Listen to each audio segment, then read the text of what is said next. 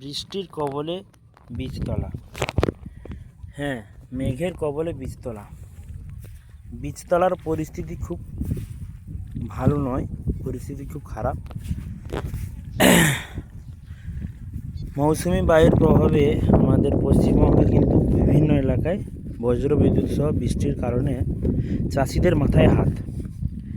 চাষিদের বীজতলা প্রায় ডুবে যাচ্ছে, বহু বীজতলা ডুবে গেছিলো। তো জল নিষ্কাশন করার পর এই আকার এসছে, মানে এইভাবে মাথা উঠিয়েছে। প্রায় 3-4 ঘন্টা রোদ পাওয়ার পর মোটামুটি একটা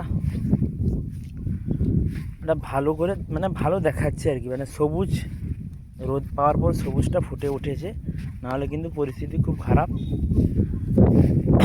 এটা হচ্ছে বাদশাভোগ অর্থাৎ গোবিন্দভোগ চালের যে বীজ ধান, এই বীজ ধানটা, এই বীজ ধান কিন্তু বৃষ্টির কবলে পড়লে খুব ক্ষতি হয় আর কি। তো অনেকের কিন্তু এখনও বীজ ধান পড়েনি। এটা এর সামনে একটা চাষি, এটা হচ্ছে লাল স্বর্ণ, এ মোটা ধান, লাল স্বর্ণ মোটা ধান। তার সেদিকে সেটা হচ্ছে সেটাও গোবিন্দভোগ, খুব ছোটো। আর পাশাপাশি এটা আরেকটা গোবিন্দভোগ, বেশিরভাগ গোবিন্দভোগ চাল।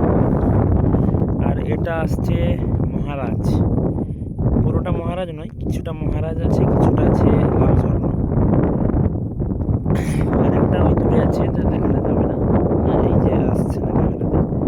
তো বেশিরভাগ কিন্তু বীজতলায় বৃষ্টির কবলে এগুলো জল হয়ে গেছিলো, বৃষ্টির জল পুরো ডুবে গেছিলো। 1-2 ঘন্টা একদম ডুবেই ছিল, 1-2 ঘন্টা নয়, 1-2 ঘন্টা আগে জলটা ছেড়েছে আর কি।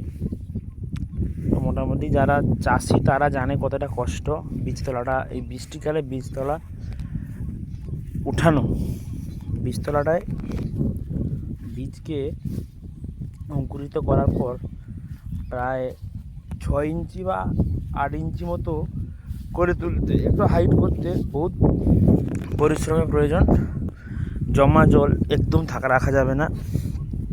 গাছের কিন্তু কালার খারাপ হয়ে গেছে, এই সমস্ত গাছগুলার কালার খুব খারাপ হয়ে গেছে, সবুজটা এতটা নেই।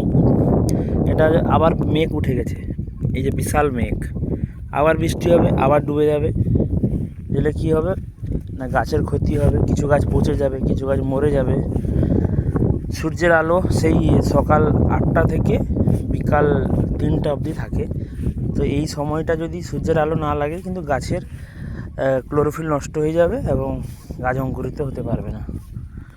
এটা সদ্য এই বীজ ধানটা ফেলা হয়েছে, এটা মহারাজ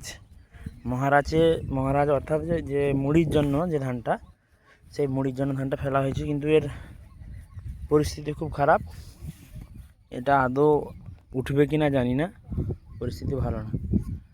তো যারা চাষ করছেন লক্ষ্য নজর করে ওয়েদার দেখে বীজতলা ফেলবেন, নাহলে কিন্তু প্রচুর ক্ষতি হয়ে যাবে।